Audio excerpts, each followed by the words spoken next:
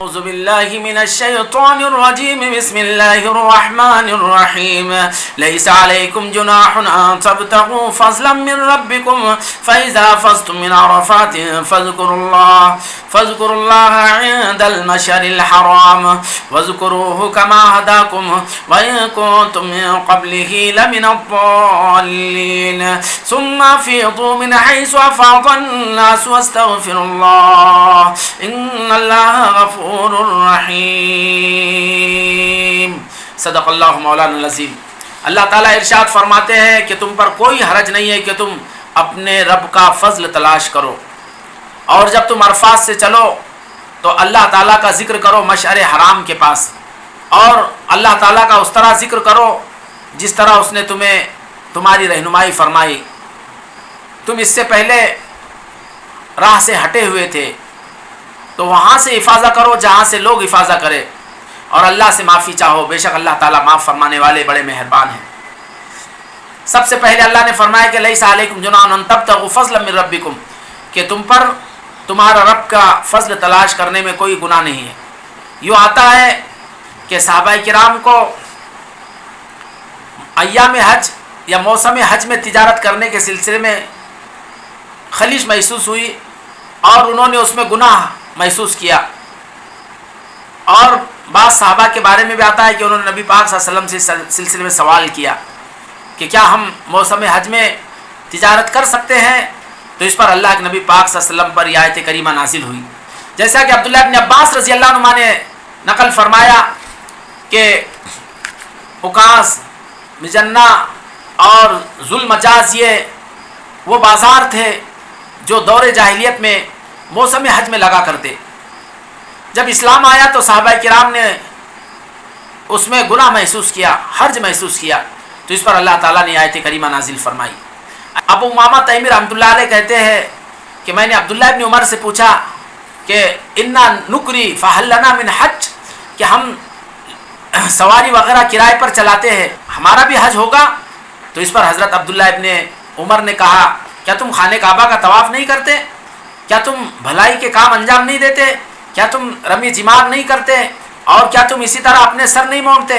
تو اس پر ابو امامہ تیمی نے کہا کیوں نہیں، یہ تمام کام ہم انجام دیتے ہیں۔ تو پھر کہا کہ تمہارا حج آخر کیوں نہ ہو، یہ کہا، اور پھر فرمایا کہ نبی پاک صلی اللہ علیہ وسلم سے بھی ایسے ہی سوال کیا گیا، تو اللہ کے نبی پاک صلی اللہ علیہ وسلم اس پر چپ رہے۔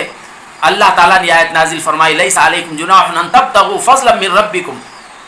تو خلاصہ یہ ہے کہ موسم حج میں حج کے ساتھ ساتھ تجارت کرنا جائز ہے اور مباح ہے، یہ کہا گیا۔ قرآن پاک میں اللہ تعالیٰ نے حلال روزی کے تلاش کرنے پر بڑا زور دیا ہے۔ فَإِذَا قَضَيْتُمُ الصَّلَاةَ فَانتَشِرُوا فِي الْأَرْضِ وَابْتَغُوا مِنْ فَضْلِ اللَّهِ، جب تم نماز پوری کر لو تو کہاں کہ زمین میں پھیل جاؤ اور اللہ کی روزی تلاش کرو۔ تو حلال روزی کا حاصل کرنا یہ عبادات کے منافی نہیں ہے، بلکہ یوں کہا ہے علامہ سید قطب شہید رحمۃ اللہ علیہ نے، ایک مسلمان کو جب وہ روزی تلاش کر رہا ہو تو یہ احساس ہونا چاہیے اور یہ شعور ہونا چاہیے کہ وہ اللہ کا فضل تلاش کر رہا ہے جس کا اللہ نے حکم دیا ہے۔ اگر بندہ اس احساس اور اس شعور کے ساتھ اگر وہ روزی تلاش کرنے نکلتا ہے اور روزی کو حاصل کرنے کی جدوجہد کوشش کرتا ہے تو کہا کہ یہی عبادت کی حقیقت ہے اور یہ عین عبادت ہے۔ لہٰذا جب روزی کا حاصل کرنا، روزی کا تلاش کرنا اس احساس کے ساتھ، اس شعور کے ساتھ عبادت ہے، تو پھر آخر حج روزی کا حاصل کرنا حج کے منافی یا اسی طرح دیگر عبادات کے منافی اور متضاد کیسے ہو سکتا ہے؟ چنانچہ اللہ تعالیٰ نے فرمایا کہ لیس علیکم جناح ان تبتغوا فضلا من ربکم، کہ تم پر کوئی حرج نہیں ہے کہ تم اپنے رب کا فضل تلاش کرو۔ ابو مسلم رحمۃ اللہ علیہ نے اس کے سلسلے میں یہ کہا ہے کہ حج کا زمانہ ختم ہونے کے بعد کہا کہ وہ روزی تلاش کر سکتا ہے، یہ انہوں نے اس کی توجیہ کی ہے، لیکن دیگر حضرات نے کہا کہ یہ قرآن پاک کی اس آیت کے خلاف ہے، اس لیے ان کی یہ بات مرجوح ہے۔ آگے اللہ تعالیٰ فرماتے ثم افیضوا من حیث افاض الناس۔ یاد رہے حج کے سلسلے میں اس سے پہلے گفتگو ہوئی ہے، حج کے 3 قسمیں ہیں۔ حج افراد کہ جس میں آدمی حج کے پیریڈ میں صرف حج ہی کرے، دوسرے حج تمتع کہ آدمی میقات سے عمرے کا احرام باندھ کر چلے اور عمرے کے ارکان ادا کرنے کے بعد احرام کھول دے، پھر جب حج کا پیریڈ آئے، حج کا زمانہ آئے تو پھر حج کا احرام باندھ کر حج ادا کرے، یہ حج تمتع کہلاتا ہے، درمیان میں وہ احرام سے نکل گیا تھا۔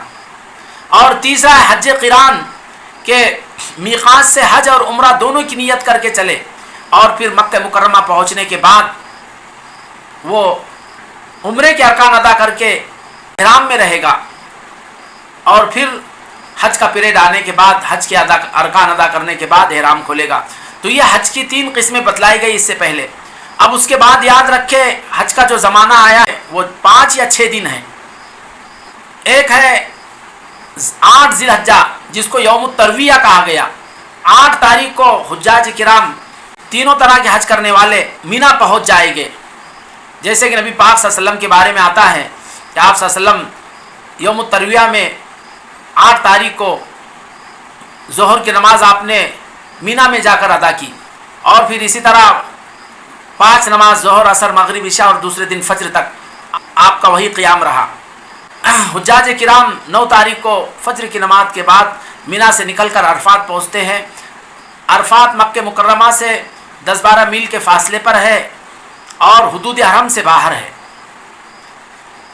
یہ ایک بڑا میدان ہے، وہاں پر جانے کے بعد ظہر اور عصر کی نماز ظہر کے وقت پڑھی جائے گی، یعنی عصر کی نماز اپنے وقت سے پہلے پڑھی جائیں گی۔ نماز پڑھنے کے بعد وہاں پر وقوف ہوگا مغرب سورج کے ڈوبنے سے پہلے تک۔ اس دوران وہاں پر بندے اللہ کی طرف رجوع کریں گے، دعائیں کریں گے، بندے وہاں پر اللہ کے سامنے آہوازاری کریں گے، گڑ گڑائیں گے۔ تو یہ وقوف عرفات ہوتا ہے جو فرض ہے، اگر کسی کا یہ فرض چھوٹ جائے تو اس کا حج ہی پھر کسی طرح مکمل نہیں ہو سکتا ہے۔ مغرب کا وقت ہو رہا ہوگا اور حجاج کرام عرفات سے مزدلفہ کے لیے روانہ ہو گئے۔ اللہ کے نبی پاک صلی اللہ علیہ وسلم بھی اس طرح عمل فرمایا۔ تو جب سورج ڈوب گیا تو بعض صحابہ نے آپ سے کہا کہ اللہ کے رسول آپ نماز پڑھ لیجئے کہ نماز کا وقت ہو چکا ہے۔ تو آپ نے کہا کہ الصلاۃ امامک، کہ نماز آگے ہے۔ چنانچہ آپ صلی اللہ علیہ وسلم مزدلفہ پہنچے۔ مزدلفہ پہنچنے کے بعد آپ صلی اللہ علیہ وسلم نے مغرب اور عشاء کی نماز ایک ساتھ پڑھی۔ یہاں پر بھی حقیقی معنی میں جمع بین الصلاتین کا عمل ہوتا ہے، جیسا کہ عرفات میں ظہر اور عصر میں ہوا، ایسے یہاں پر بھی حقیقی معنی میں جمع بین الصلاتین کا عمل ہوگا۔ مغرب اور عشاء کی نماز ایک ساتھ پڑھ لینے کے بعد پھر وہاں پر قیام کیا جائے گا۔ فجر کی نماز اول وقت میں ادا کی جائے گی، اور پھر اس کے بعد وقوف مزدلفہ ہوگا، یعنی وہاں پر بھی اللہ کا ذکر ہوگا، ایسے ہی دعائیں ہوگی، آہوازاری ہوگی، گریہ وزاری ہوگی۔ اس طرح یہ عمل جاری رہے گا۔ جیسے سورج طلوع ہونے کا وقت ہوگا اور اجالا ہو جائے گا تو مزدلفہ سے آپ مینا کے لیے روانہ ہو جائیں گے۔ مینا میں پہنچنے کے بعد سب سے پہلے رمی جمار ہوگا۔ 10 تاریخ کو یاد رہے صرف جمرۃ العقبہ کو کنکریاں ماری جاتی ہے، جس کو بڑا شیطان کہتے ہیں۔ رمی جمار کے بعد دوسرا عمل قربانی کا ہوگا۔ حج تمتع اور حج قران کرنے والوں پر قربانی واجب ہے، تو یہ قربانی ادا کریں گے۔ ایسا ہی حج افراد کرنے والے کے لیے بھی مستحب ہے۔ قربانی کے عمل کے بعد پھر تیسرا عمل حلق یا قصر ہوگا، یعنی بال بنا لیے جائیں گے۔ حلق اور قصر ہونے کے بعد ایک حاجی اپنا احرام نکال لے گا۔ اپنا احرام نکال کر پھر وہ دیگر کپڑے پہن لے گا، اور اس کے بعد پھر اب ایک ہی عمل باقی رہا 10 تاریخ کا، کہ وہ مکہ مکرمہ جائے گا اور خانہ کعبہ کا طواف کرے گا، اور اس کے بعد جس کو طواف افاضہ یا طواف زیارت کہا جاتا ہے جو فرض ہے، اس کے بعد طواف کے بعد صفا مروہ کی سعی کرے گا۔ اس طرح یہ عمل 10 تاریخ کی عمل مکمل ہو۔ اب اس کے طواف زیارہ اور صفا مروہ کی سعی کے بعد حجاج کرام دوبارہ مینا لوٹ جائیں گے اور وہیں پر قیام کریں گے۔ ان راتوں کو لیالی مینا کہا جاتا ہے کہ ان راتوں میں حجاج کرام کے لیے مینا میں ٹھہرنا ہی مسنون بتلایا ہے۔ پھر اس کے بعد 11 اور 12 اور اسی طرح 13 تاریخ کو بھی زوال کے بعد تینوں جمار یعنی جمرۃ العقبہ، جمرۃ الوسطیٰ اور جمرۃ الصغریٰ، ان تینوں شیاطین کو کنکریاں ماری جائے گی زوال کے بعد۔ یہ 3 تاریخوں میں یہی عمل ہوگا، اور پھر وہیں پر مینا میں ٹھہر کر وہ اللہ کو یاد کرے گا، اللہ کا ذکر کرے گا، جس کا آگے اللہ تعالیٰ نے تذکرہ فرمایا ہے وَإِذَا قَضَيْتُم مَنَاسِكَكُمْ فَاذْكُرُوا اللَّهَ كَذِكْرِكُمْ آبَاءَكُمْ۔ حج کے متعلق اس تمام تفصیل کو سامنے رکھ کر اب آیت کو مفہوم سمجھنے کی کوشش کریں۔ اللہ تعالیٰ فرماتے ہیں فَإِذَا أَفَضْتُم مِّنْ عَرَفَاتٍ فَاذْكُرُوا اللَّهَ عِندَ الْمَشْعَرِ الْحَرَامِ۔ جو افاضہ لفظ آیا ہے جس کے معنی بہانے کے ہیں، لیکن یہاں مراد ہے یعنی جم غفیر کے ساتھ جب تم عرفات سے چلے، یعنی پورے حجاج کرام کے ایک ساتھ چونکہ وہ چلتے ہیں تو اس کو افاضہ کہا گیا اس کی وجہ سے۔ تو اللہ فرما رہے کہ جب تم عرفات سے چلو تو فَاذْكُرُوا اللَّهَ عِندَ الْمَشْعَرِ الْحَرَامِ، کہ تم مشعر حرام کے پاس اللہ کا ذکر کر لو، اور پھر فرمایا کہ وَاذْكُرُوا كَمَا هَدَاكُمْ، جیسے اس نے تمہاری رہنمائی کی اس طرح ذکر کرو۔ سب سے پہلے یوں کہا کہ یہاں پر وَاذْكُرُوا كَمَا هَدَاكُمْ سے مراد کہ مغرب اور عشاء کی نماز ایک وقت میں پڑھی جائے، یہ مراد۔ فرمایا کہ وَاذْكُرُوا كَمَا هَدَاكُمْ، کہ جس طرح اللہ نے تمہاری رہنمائی کی اسی طرح اللہ کو یاد کرو۔ تو یوں کہا کہ ذکر تو ہر طرح کا ذکر اس میں شامل ہے ہی، لیکن بطور خاص کہ مغرب اور عشاء کی نماز کو ایک وقت میں پڑھی جائے وہ اس سے مراد ہے، یعنی جس طرح اللہ نے تمہاری رہنمائی کی اس طرح ذکر کرو، اور اپنا قیاس نہ چلاؤ اور اپنی عقل کے گھوڑے دوڑا کریے۔ یوں نہ کہو کہ مغرب کی نماز مغرب کے وقت میں پڑھی جائے اور عشاء کی نماز عشاء کے وقت میں، بلکہ اللہ نے جس طرح تمہاری رہنمائی کی، جس طرح تمہیں بتلایا، تمہیں سکھایا، اسی طرح کہا کہ اللہ کا ذکر کرو۔ وَاذْكُرُوا كَمَا هَدَاكُمْ، اس آیت کے ضمن میں یوں کہا گیا بندہ ذکر کے سلسلے میں بھی آزاد نہیں ہے کہ جس طرح اللہ کو چاہے یاد کر لیا، جس طرح چاہے اللہ کا ذکر کر لیا، بلکہ جیسے اللہ نے جیسے ہدایت فرمائی اور نبی پاک صلی اللہ علیہ وسلم نے جو طریقہ دیا اسی طرح ذکر کر لیا۔ اللہ معاف فرمائے، آج الگ الگ فرقوں نے، الگ الگ جماعتوں نے ذکر کی بھی الگ عجیب عجیب کیفیتیں ایجاد کر لی ہے، اور ایسی عجیب کیفیتیں انہوں نے بنا لی ہے کہ اللہ ہی ہماری اس سے حفاظت فرمائے، کہ وہ ایک گمراہی ہے، وہ ایک ضلالت ہے۔